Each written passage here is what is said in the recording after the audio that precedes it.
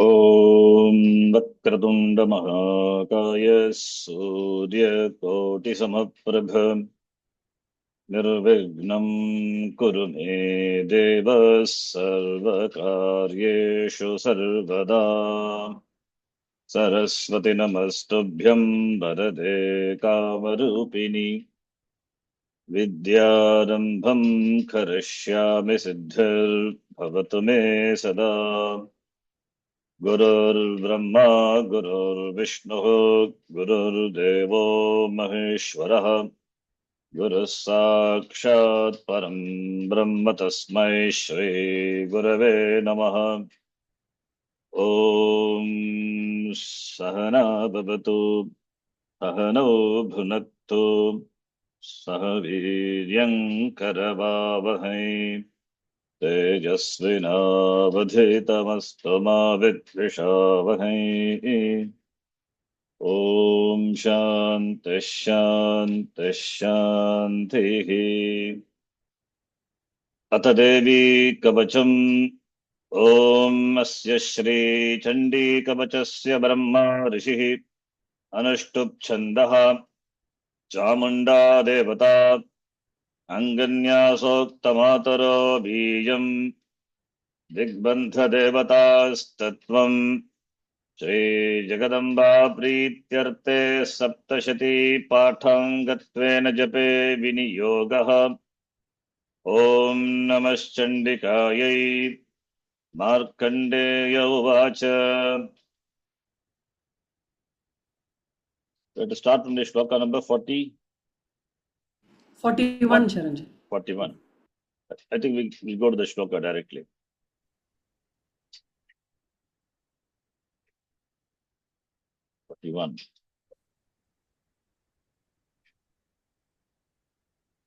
पन्थानं सुपथा रक्षेन्मार्गं रक्षेमकरी तथा. Okay, in the order.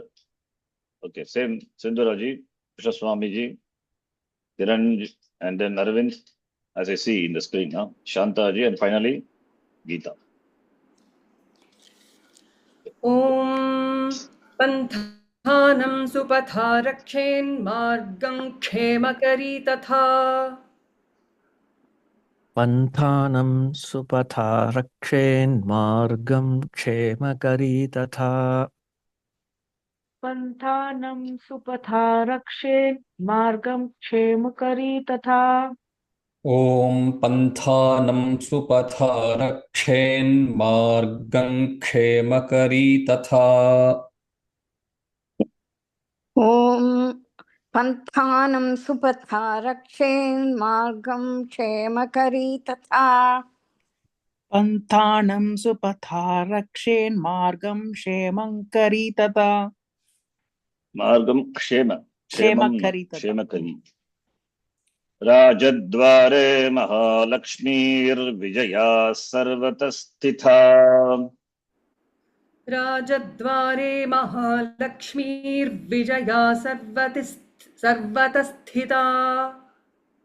राजद्वारे महालक्ष्मीर्विजया सर्वतः स्थिता राजद्वारे महालक्ष्मीर्विजया सर्वतः स्थिता राजद्वारे महालक्ष्मीर्विजया सर्वतः स्थिता राजद्वारे महालक्ष्मीर्विजया सर्वतः स्थिता राजद्वारे महालक्ष्मीर्विजया सर्वतः स्थिता पन्थानं सुपथा रक्षेन्मार्गं क्षेमकरी तथा।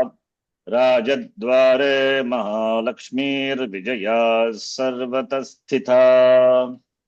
पन्थानं सुपथा रक्षेन्मार्गं क्षेमकरी तथा।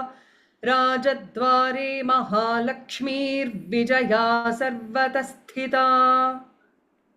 पन्थानं सुपथा रक्षेन्मार्गं क्षेमकरी तथा राजद्वारे महालक्ष्मीर्विजया सर्वतः स्थिता पन्थानं सुपथा रक्षेन् मार्गं क्षेमकरी तथा राजद्वारे महालक्ष्मीर्विजया सर्वतः स्थिता पन्थानं सुपथा रक्षेन्मार्गं क्षेमकरी तथा राजद्वारे महालक्ष्मीर्विजया सर्वतः स्थिता पन्थानं सुपथा रक्षेन्मार्गं क्षेमकरी तथा राजद्वारे महालक्ष्मीर्विजया सर्वतः स्थिता पन्थानं सुपथा रक्षेन्मार्गं क्षेमकरी तथा राजद्वारे महालक्ष्मीर्विजया सर्वतः स्थिता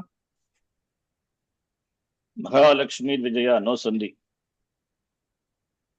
Room preceded by E, no Sandhi. Inferred, remember. Then Sarvata Sthita, Sarvataha is Aviya, derived Aviya. So here Visarga can be replaced by Sakara. In fact, any Repa can be replaced by Visarga followed by Shar. Sarvata Sthita, Sarvataha, all over. Rakshahinantu yatsthanam varjitam kavachena tu.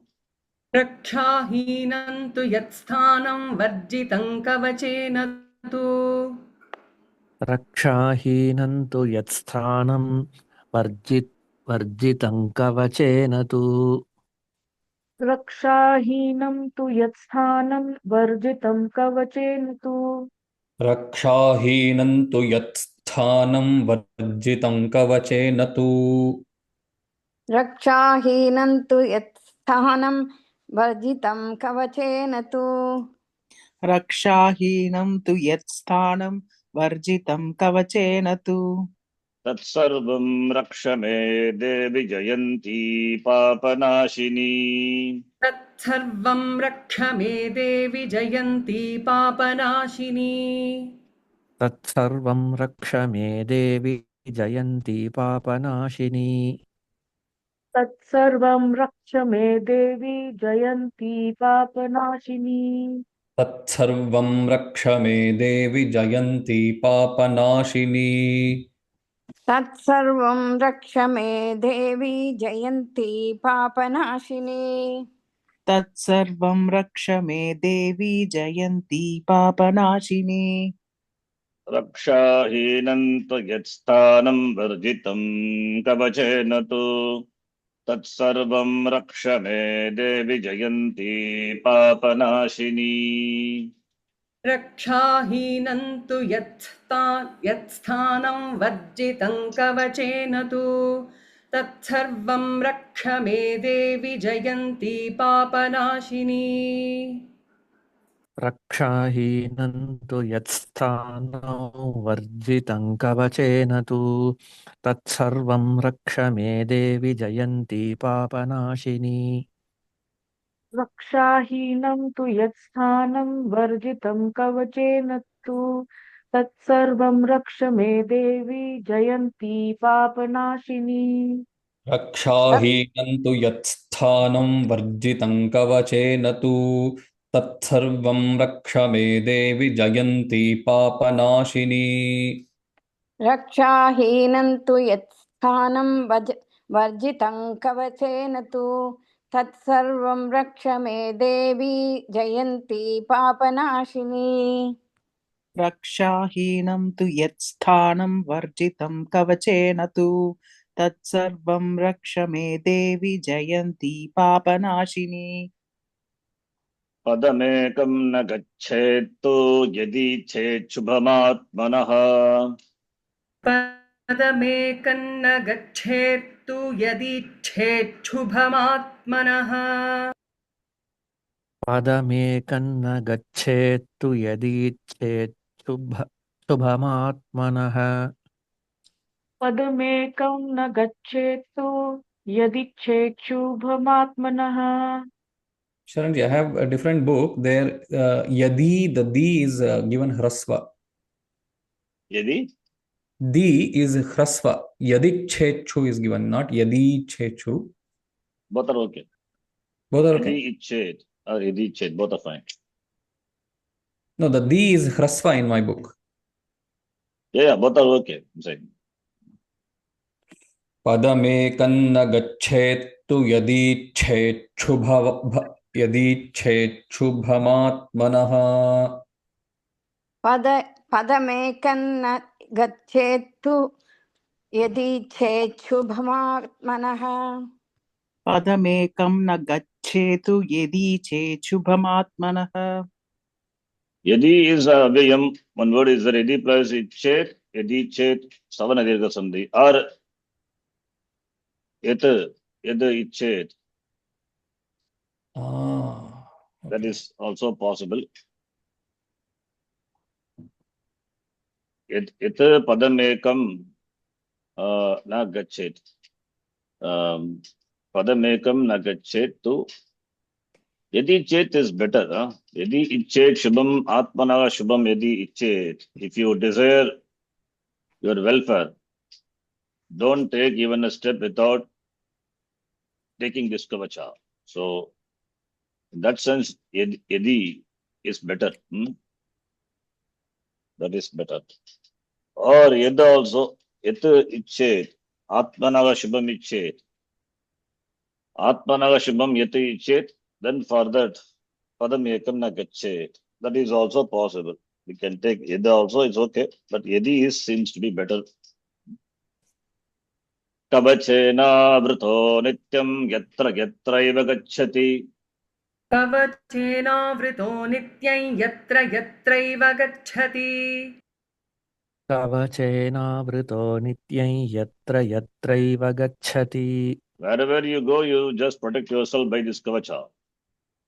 That's always required. Otherwise, suddenly some terrorists will come, like Kashmir. No, we don't know. So, yatra yatra gacchati, kavachena avritaha. Avritaha, surround yourself by this kavacha. Okay. कवचेनावृतो नित्यं यत्र यत्रैव गच्छति कवचेनावृतो नित्यं यत्र यत्रैव गच्छति कवचेनावृतो नित्यं यत्र यत्रैव गच्छति कवचेनावृतो नित्यं यत्र यत्रैव गच्छति Probably if they had chanted this kavacha, they would not have been, they would not have died. They would somehow, something would have happened, they would have escaped. Like many people have, escaped. It's good to take this kavacha always then. This Devi kavacham alone, after we complete, you can chant daily. Morning, at least once a day.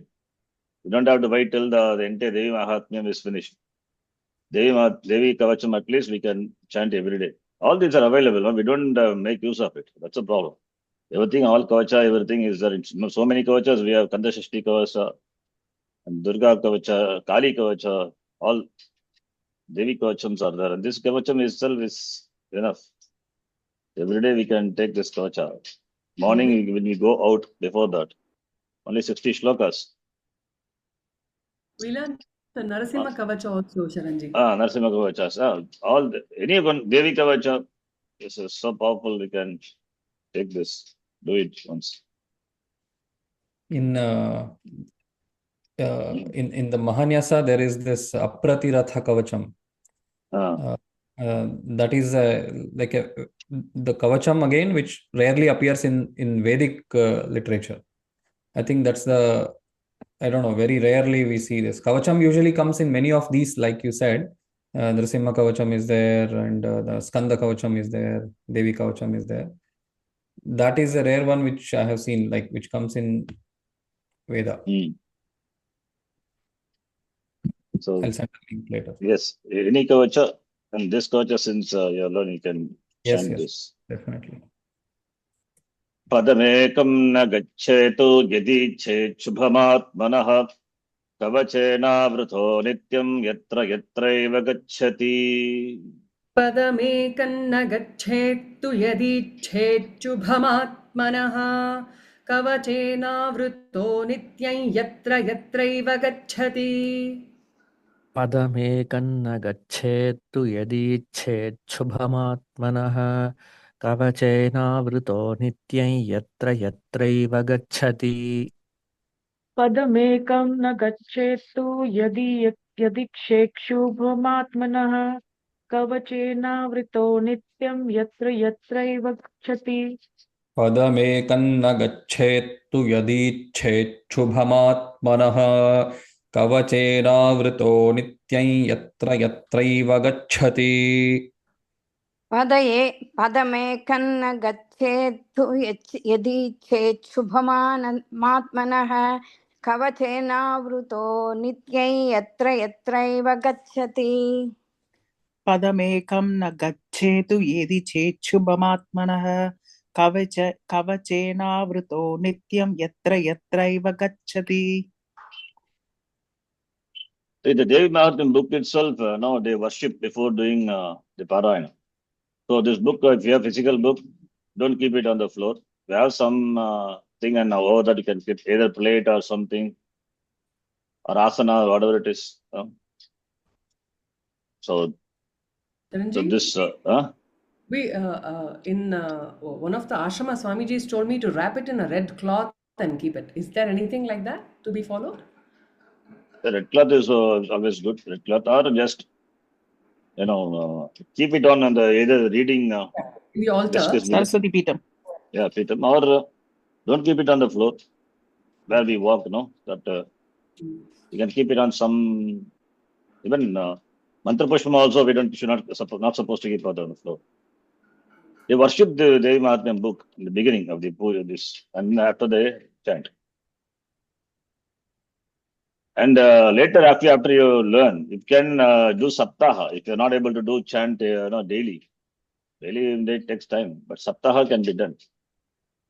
Saptaha I was doing, I stopped in between, but I am started again. So it's saptaha. So 1 week you can complete the entire Devi Mahatmya. Starting on Sunday, completing on Saturday. And again, starting on Sunday, completing on Saturday. So it will, as long as we live, we can do saptaha. Okay. Tatra tatrarthalabhascha vijayah sarvakamikah. Tatra tatrarthalabhascha vijayah sarvakamikah. तत्र तत्रार्थलाभश्च विजयः सार्वकामिकः तत्र तत्रार्थलाभश्च विजयः सार्वकामिकाः Kamikah. कामिकः. Again, in my book, Sarvakarmikaha is given. Not karmika. Kamika only. Tatra Sarvakamikah only. There is no karmikah. Sarvakamaha, that one who desires everything. Sarvakamikah vijayah, victory for him. Tatra tatra labhaha. Labhaha, gain. Tatra tatra, whichever. Yatra yatra gacchati nityam kavachena avrataha bhavatu. Then Sarvakamika, the desire, the one who desires everything, and Vijaya, who desires victory, and Labhaha, Tatra Tarata, Artha Labhaha, Artha as well as Labha. So when the person is, who protects this by this kavacha, he will get Sarvakamikaha, Tatra Tarata, Artha Labhaha, gaining of Artha, Vijaya, and all the it gets all the desires fulfilled. So Sarva Kamikaha is the right word, not Sarva Karmikaha. Sarva Kamikaha Vijayaha. So that is Sarva Kamikaha, is better, not Sarva Karmika. Karmika, there is no word. Right. And what is the difference between Artha and Artha, the Alpa Prana Mahaprana difference? There is no Alpa Prana Artha. Artha is not there. Artha Bhakti, correct. distressed. Alpa Prana Artha not there. Okay. Mahaprana only Artha. Artha is Artha Labhaha, gaining of wealth. Artha Labhaha. And Vijaya, victory. Sarva Kamikaha means the desire, the one who desires everything.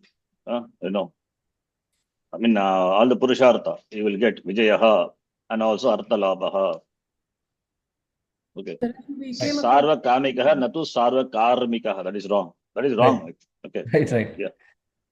Or you can sarvakalikah is possible. On all times, at all times, the person will gain victory and then gains artha. Artha could be anything. Yes. Karmika word doesn't exist in Sanskrita, but we call No, employees it as is. Maybe the word may be existing, but here it doesn't fit. Karmikaha or kalikaha. Sarvakalika at all times. Sarvakala. That is better. That is also is good. Sarvaka. Some books it is given Sarvakalikaha, but not Karmika. Okay. तत्र तत्रार्थलाभश्च विजयः सार्वकामिकः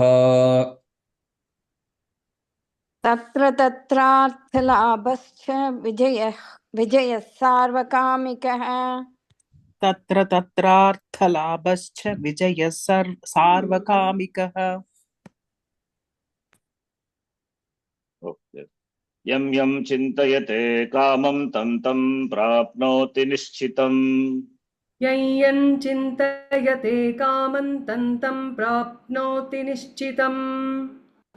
यय्यं चिन्तयते कामं तन्तं प्राप्नोति निश्चितम् यं यं चिन्तयते कामं तं प्राप्नोति निश्चितम् यं चिन्तयते कामं तं प्राप्नोति निश्चितम् यं चिन्तयते कामं तं प्राप्नोति निश्चितम् यं चिन्तयते कामं तं प्राप्नोति निश्चितम् Yeah, karmika also the word is there. It is derived from the word karma. Sorry, it is there. Karmika derived from the word karma. Karma becomes karmika. It's a compound. Bhuri samasa it is. So karma meaning action. That is referring to the person who engages in all the actions. Any action, all the action, any action. He will get victory. So karmika also is correct. Kalika also is correct. And kamika also is correct. So karmika by referring to the person who engages in any action, tatra tatra in that action, vijayaha and arthalabhaha you will gain. Arthalabha, gaining of artha and victory is there for that person. Okay, both are okay. Karmika, from the word karma, karmika is derived. Karma We use is it in becomes a Kannada. tadita and tadita, then it's compound. Yeah. We use it in Kannada, Sharanji. Like May 1st, Karmikara Dinacharane it's called. Yeah, from the karma. The referring to the person who engages in karma action, not the karma itself, referring to the person. Tasya arthalabhaha vijayaha bhavati. Yatra yatra sagagacchati kavachena avritaha san nityam tatra tatra sarva karmikaha, that is the one who engages in action. Tatra tatra labhaha arthalabhaha vijayaha cha bhavati. Okay. So both are correct. In fact, three: karmika, kalika, and kamika.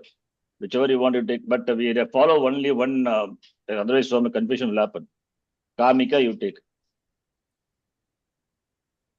Okay, Pata Vedas are there many. So this is, they are there. In the beginning itself I said, so the commentaries also you will see that they discuss Pata Veda. Different Vedas are there. It's okay. We don't have any problem. We can take any here. Okay, next slide. Yam yam chintayate kamam tam tam prapnoti nishchitam. It's over. We have done that. Which one? Both the lines we have to do. Oh, Both. okay. Yeah. You see now 1, 2 and the third line also is there. The three next one, the shloka here. Paramaishwarya matulam prapsyate bhutale puman. Actually, we need to Hmm. recite two lines Yeah, together. No? this forms the third line. That will follow the same pattern here. Okay. 44 shloka has got 3 lines. Otherwise, we have to, everything will get swapped. This 44, if we stop here, then 44th line will be the first one, Parameshwaryam, the second line. So that will overlap. It will not concur with the book, what we're reading. Parameshwarya matulam prapsyate bhutale puman. Ardha shloka Paramai- it is. 1.5 shlokas it is. Sorry. 1.5 shloka. Yes.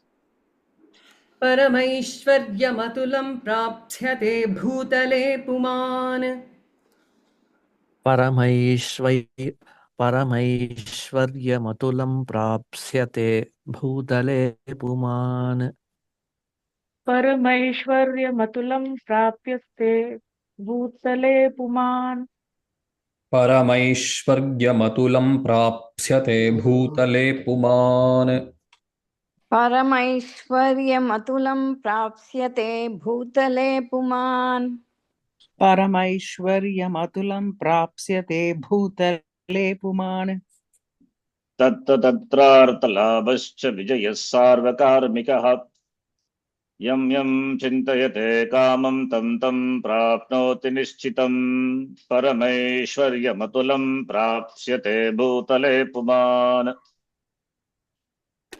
तत्र तत्रार्थलाभश्च विजयः सार्वकामिकः यं चिन्तयते कामं तं प्राप्नोति निश्चितं परमैश्वर्यमतुलं प्राप्स्यते भूतले पुमान् तत्र तत्रार्थलाभश्च विजयः सार्वकामिकः यं चिन्तयते कामं तं प्राप्नोति निश्चितं परमैश्वर्यमतुलं प्राप्स्यते भूतले पुमान् तत्रार्थलाभश्च विजयः सार्वकामिकः यं यं चिन्तयते कामं तं प्राप्नोति निश्चितं परमैश्वर्यमतुलं प्राप्स्यते भूतले पुमान् तत्र तत्रार्थलाभश्च विजयः सार्वकामिकः यं चिन्तयते कामं तं प्राप्नोति निश्चितं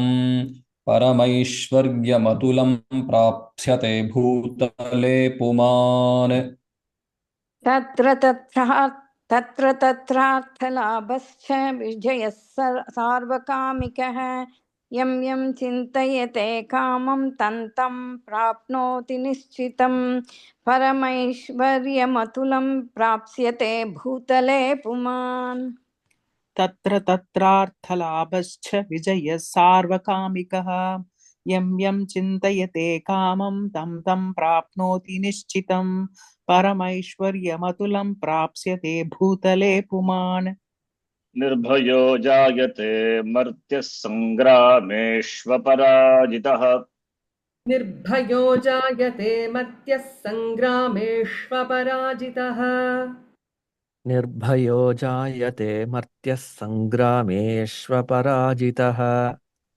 निर्भयो जायते मर्त्यः सङ्ग्रामेष्वपराजितः निर्भयो जायते मर्त्यः सङ्ग्रामेष्वपराजितः निर्भयो जायते मर्त्यः सङ्ग्रामेष्वपराजितः निर्भयो जायते मर्त्यः सङ्ग्रामेष्वपराजितः त्रैलोक्ये तु भवेत् पूज्यः कवचेनावृतः पुमान् त्रैलोक्ये तु भवेत् पूजः कवचेनावृतः पूज्यः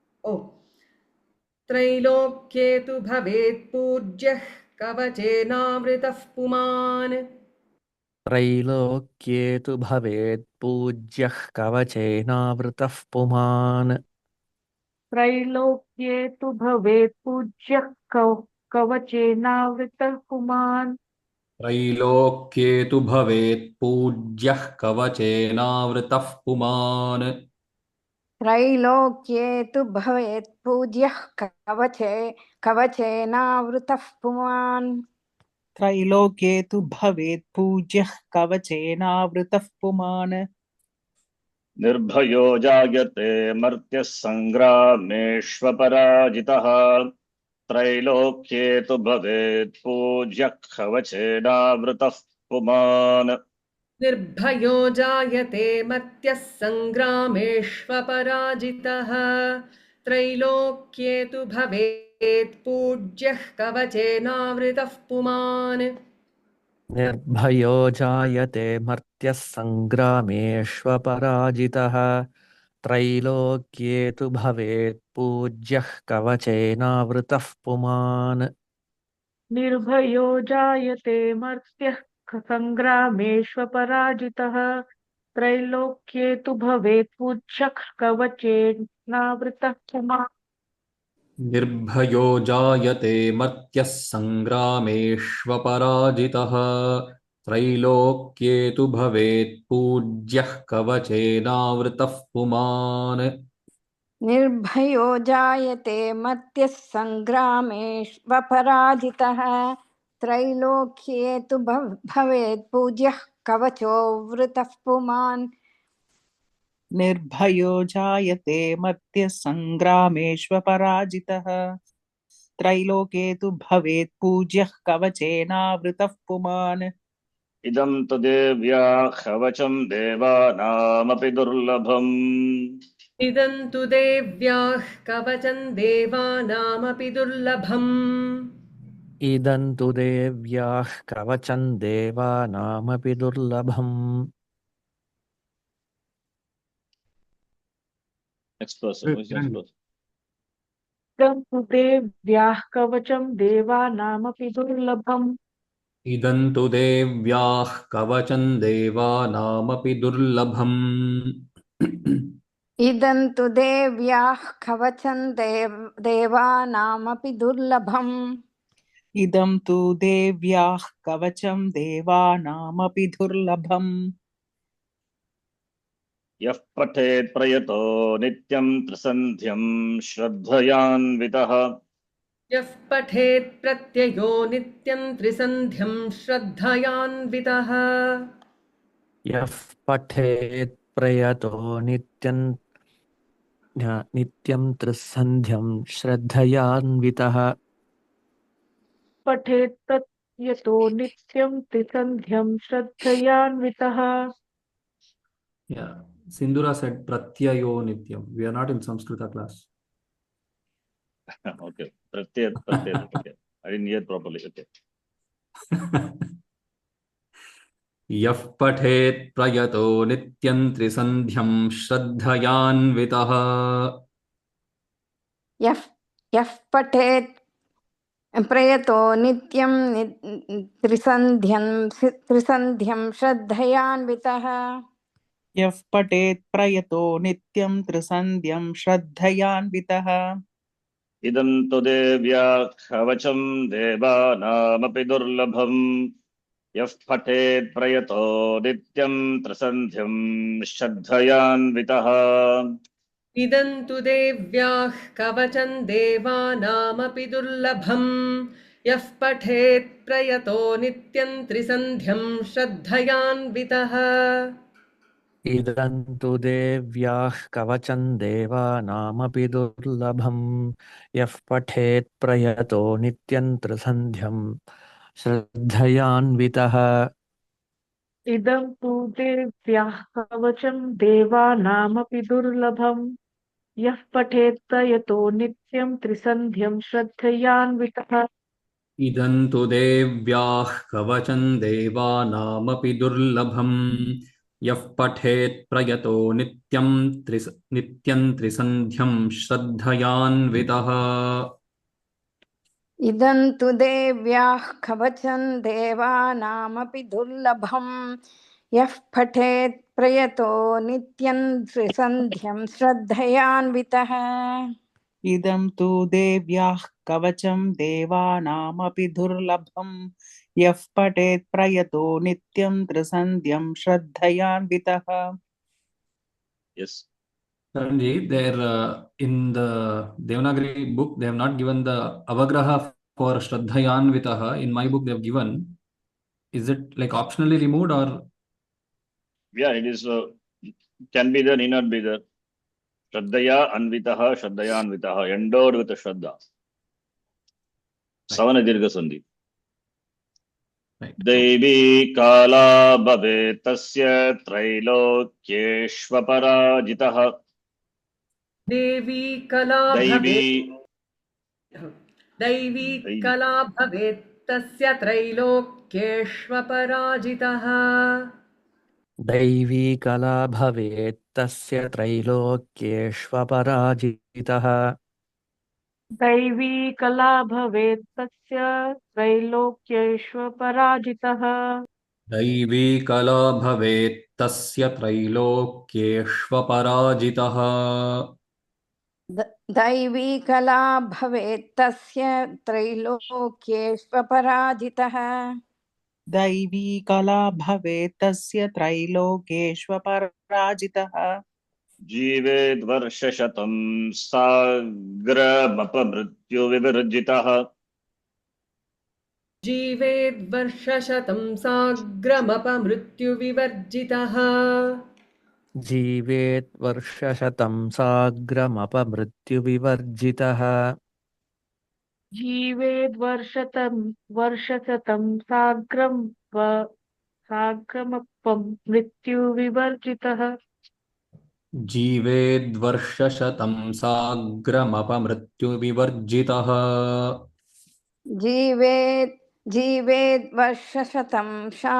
साग्रमपमृत्युविवर्जितः जीवेद्वर्षशतं साग्रमपमृत्युविवर्जितः दैवी कला भवेत् तस्य त्रैलोक्येष्वपराजितः जीवेद्वर्षशतं साग्रमपमृत्युविवर्जितः दैवी कला भवेत् तस्य त्रैलोक्येष्वपराजितः जीवेद्वर्षशतं साग्रमपमृत्युविवर्जितः दैवी कला भवेत् तस्य त्रैलोक्येष्वपराजितः जीवेत् वर्षशतं साग्रमपमृत्युविवर्जितः दैवी कला भवेत् तस्य त्रैलोक्येष्वपराजितः जीवेद् वर्षशतं साग्रम् अपमृत्युविवर्जितः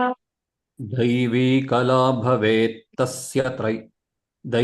कला भवेत् तस्य त्रैलोक्येष्वपराजितः जीवेद्वर्षशतं साग्रमपमृत्युविवर्जितः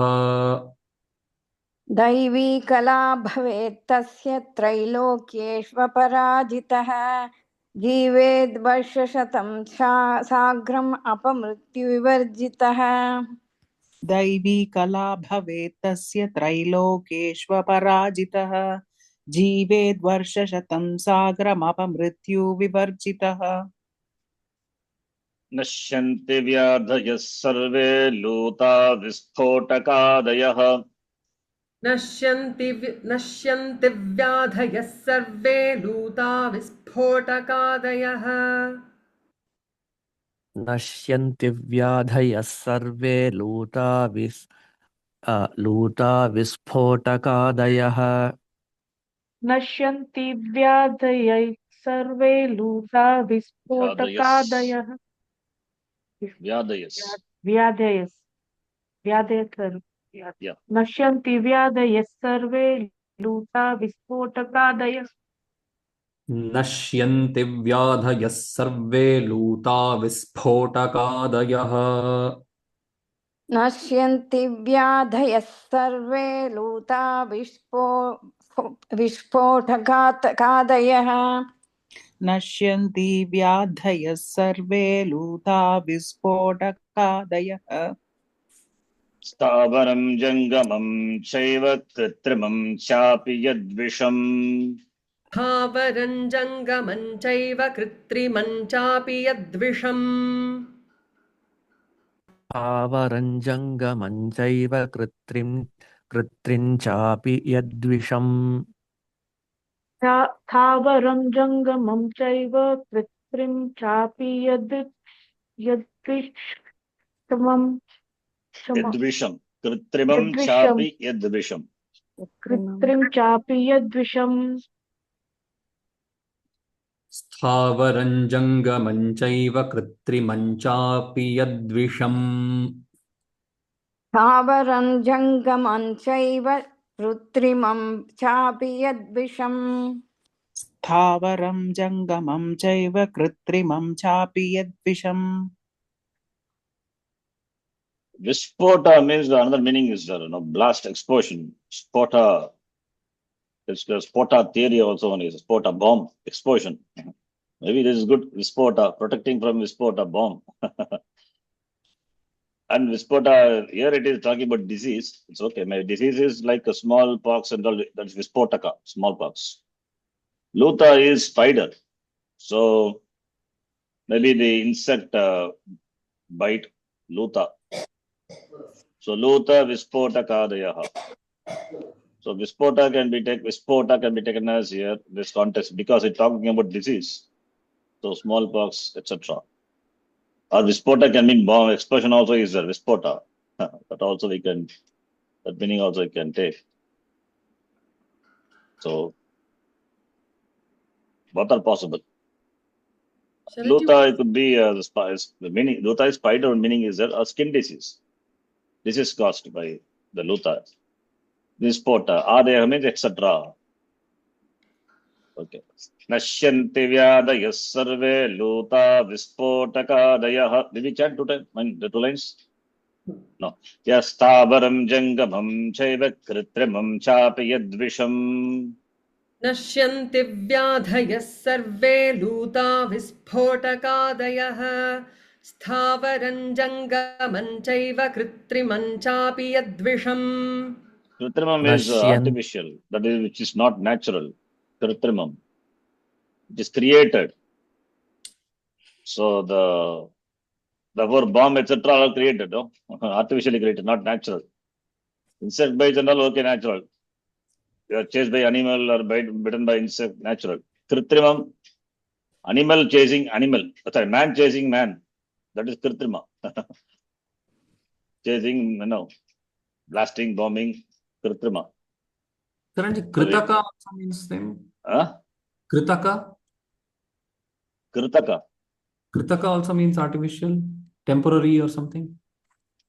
Kritaka means that which is done, I think, if the word is there. Kritaka. That which is done. Kritaka, Kritakam.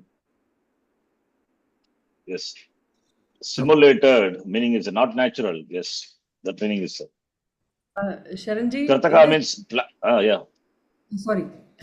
For Kritrimam, in this book, there's Hindi explanation as well. Here, they are saying Kritrimam Visha, ये सभी प्रकार के विष दूर हो जाते हैं. Like poison, I think. That is Visham. Yet So- Visham, that which Visha, which is Jangamam, and that which is artificially created. Like poison is created, made. Kritrima is artificial. Not snake, etc. They got Visham naturally. And that is Stavara and Jangama. And Kritrima, that which is artificially made, like the Pandavas were given Visha. So that is Kritrimam, artificial. Okay. Please chat. Yes, Krishna Swami. नश्यन्ति व्याधयः सर्वे लूता विस्फोटकादयः स्थावरं जङ्गमं चैव कृत्रिमं चापि यद्विषम्. नश्यन्ति व्याधयः सर्वे लूता विस्फोटकादयः स्थावरं जङ्गमं चैव कृत्रिमं चापि यद्विषम्. नश्यन्ति व्याधयः सर्वे लूता विस्फोटकादयः स्थावरं जङ्गमं चैव कृत्रिमं चापि यद्विषम्. नश्यन्ति व्याधयः सर्वे लूता विस्फोटकादयः स्थावरं जङ्गमं चैव कृत्रिमं चापि यद्विषम्. नश्यन्ति व्याधयः सर्वे लूता विस्फोटकादयः स्थावरं जङ्गमं चैव कृत्रिमं चापि यद्विषम्. अभिचाराणि सर्वाणि मन्त्रयन्त्राणि भूतले अभिचाराणि सर्वाणि मन्त्रयन्त्राणि भूतले अभिचाराणि सर्वाणि मन्त्रयन्त्राणि भूतले विचाराणि सर्वाणि मन्त्रयन्त्राणि भूतले. अभिचाराणि सर्वाणि मन्त्रयन्त्राणि भूतले. अभिचाराणि सर्वाणि मन्त्रयन्त्राणि भूतले. अभिचाराणि सर्वाणि मन्त्रयन्त्राणि भूतले. भूचराः खेचराश्चैव जलश्चाश्चोपदेशिकाः जलजाश्चोपदेशिकाः भूचराः खेचराश्चैव जलजाश्चोपदेशिकाः भूचराः खेचराश्चैव जलजाश्चोपदेशिकाः भूचराः केशराश्चैव जलजाश्चोपदेशिकाः भूचराः खेचराश्चैव जलजाश्चोपदेशिकाः भूचराः केचराश्चैव जलजाश्चोपदेशिकाः भूचराः केचराश्चैव जलजाश्चोपदेशिकाः अभिचाराणि सर्वाणि मन्त्रयन्त्राणि भूतले भूचराः खेचराश्चैव जलजाश्चोपदेशिकाः अभिचाराणि सर्वाणि मन्त्रयन्त्राणि भूतले भूचराः खेचराश्चैव जलजाश्चोपदेशिकाः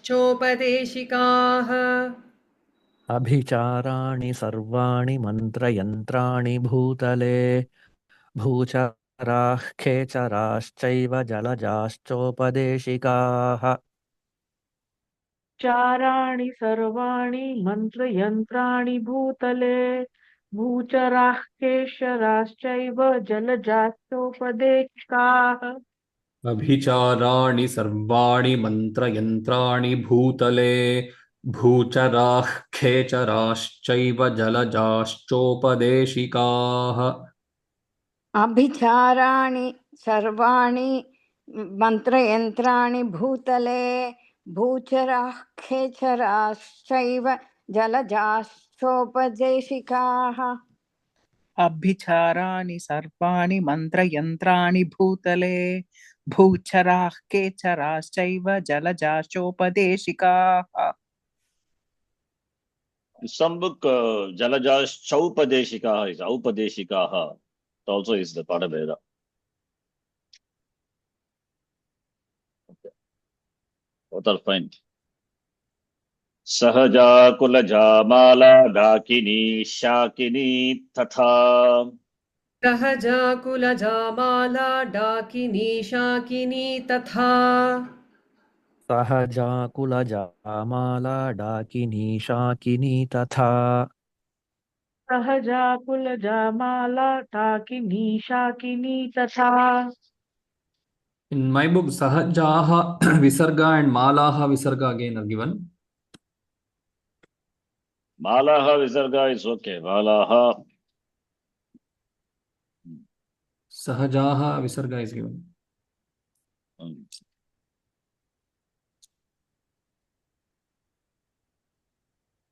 It's okay. Sahaja, Kholaja, Patabeda is okay. All are in. I think it's both are okay, no problem. Because Dakini, Shakini, all are Ekavachanam. Other things are Bhagavachanam. Both are fine. Kulajaha, then Kulajaha also. So Yeah, the Sandhi Visarga is gone. Malaha, but when you chant Malaha, Visarga will go away.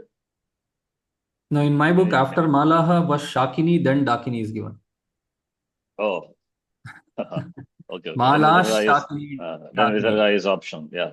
So he has taken that to be Bhagavachanam. Ekavachanam, Bhagavachanam, it's okay, no problem. Yeah. Sahajakulajamala Shakini Dakini Tatha. I'll replace these two, Shakini and Dakini. Dakini, Shakini, as it is, you'll follow this book. Sahajakulajamala Dakini Shakini Tatha. सहजाकुलजामाला डाकिनी शाकिनी तथा सहजाकुलजामाला डाकिनी शाकिनी तथा Antarikshachara ghora dakinyascha mahabalaः अन्तरिक्षचरा घोरा डाकिन्यश्च महाबलाः अन्तरिक्षचरा घोरा डाकिन्यश्च महाबलाः अन्तरिक्षचरा घोरा टाकिन्यश्च महाबलाः अन्तरिक्षचरा घोरा डाकिन्यश्च महाबलाः अन्तरिक्षचरा घोरा डाकिन्यश्च महाबलाः अन्तरिक्षचरा घोरा डाकिन्यश्च महाबलाः सहजा कुलजा माला डाकिनी शाकिनी तथा अन्तरिक्षचरा घोरा डाकिन्यश्च महाबलाः सहजाकुलजामाला डाकिनी शाकिनी तथा अन्तरिक्षचरा घोरा डाकिन्यश्च महाबलाः सहजाकुलजामाला डाकिनी शाकिनी तथा अन्तरिक्षचरा घोरा डाकिन्यश्च महाबलाः सहजाकुलजामाला डाकिनी शाकिनी तथा अन्तरिक्षचरा घोरा डाकिन्यश्च महाबलाः सहजाकुलजामाला डाकिनी शाकिनी तथा अन्तरिक्षचरा घोरा डाकिन्यश्च महाबलाः सहजाकुलजामाला डाकिनी शाकिनी तथा अन्तरिक्षचरा घोरा डाकिन्यश्च महाबलाः सहजाकुलजामाला डाकिनी शाकिनी तथा अन्तरिक्षचरा घोरा डाकिन्यश्च महाबलाः Some books are given Maharavaha. Both are okay. Mahabalaha, Maharavaha. Meaning is different, but doesn't change much in the context. Both are okay. Graha Bhuta Pishachascha Yaksha Gandharva Rakshasaha. ग्रहभूतपिशाचाश्च यक्षगन्धर्वराक्षसाः ग्रहभूतपिशाचाश्च यक्षगन्धर्वराक्षसाः ग्रहभूतपिशाचाश्च यक्षगन्धर्वराक्षसाः ग्रहभूतपिशाचाश्च यक्षगन्धर्वराक्षसाः ग्रहभूतपिशाचाश्च यक्षगन्धर्वराक्षसाः ग्रहभूतपिशाचाश्च यक्षगन्धर्वराक्षसाः Brahma Rakshasa Vetala Khushmanda Bhairavadayah. ब्रह्मराक्षस वेतालाः Kushmanda भैरवादयः ब्रह्मराक्षसवेतालाः Kushmanda भैरवादयः ब्रह्मराक्षसवेतालाः Kushmanda भैरवादयः ब्रह्मराक्षसवेतालाः Kushmanda भैरवादयः ब्रह्मराक्षसवेतालाः Kushmanda भैरवादयः ब्रह्मराक्षसवेतालाः Kushmanda भैरवादयः Both Vetala and Betala both mean the same, surely. Are they used interchangeably? Maybe Vakara Vakarayoho Abedaha.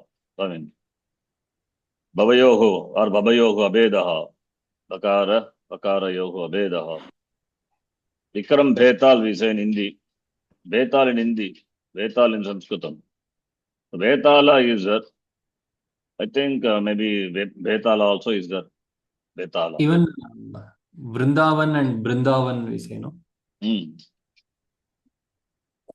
think in Sanskritam it is Vrindavanam only. Similarly Vetala only. But Babayoho Abedaha, therefore Bakara replaced by Bakara. It's not a sutra and all. Some people they may not be able to pronounce. So maybe because of that.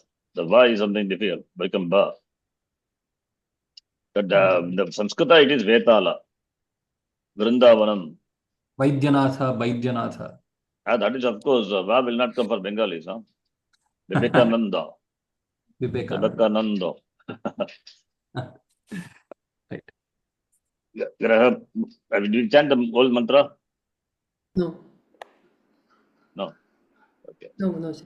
ग्रहभूतपिशाचाश्च यक्षगन्धर्वराक्षसाः ब्रह्मराक्षसवेतालाः Kushmanda भैरवादयः ग्रहभूतपिशाचाश्च यक्षगन्धर्वराक्षसाः ब्रह्मराक्षसवेतालाः Kushmanda भैरवादयः ग्रहभूतपिशाचाश्च यक्षगन्धर्वराक्षसाः ब्रह्मराक्षसवेतालाः Kushmanda भैरवादयः ग्रहभूतपिशाचश्च यज्ञगन्धर्वराक्षसाः यक्षगन्धर्व यक्षगन्धर्वराक्षसाः ब्रह्मराक्षसवेतालाः Kushmanda भैरवादयः ग्रहभूतपिशाचाश्च यक्षगन्धर्वराक्षसाः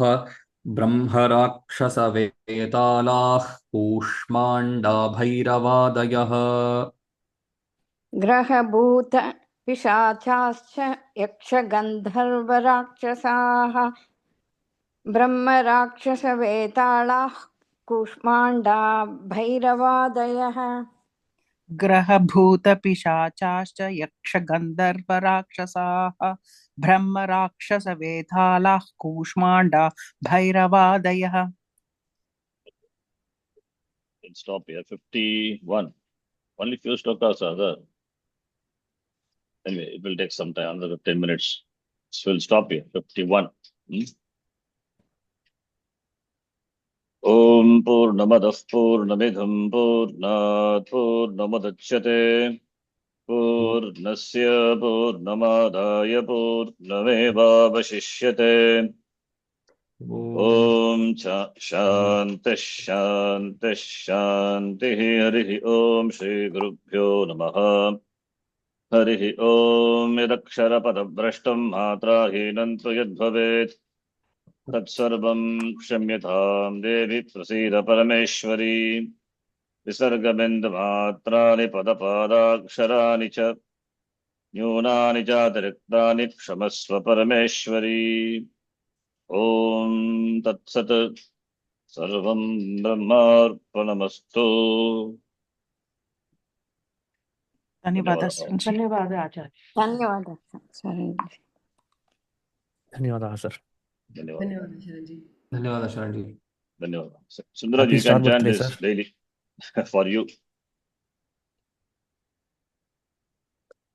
Having different experiences, huh? This is good.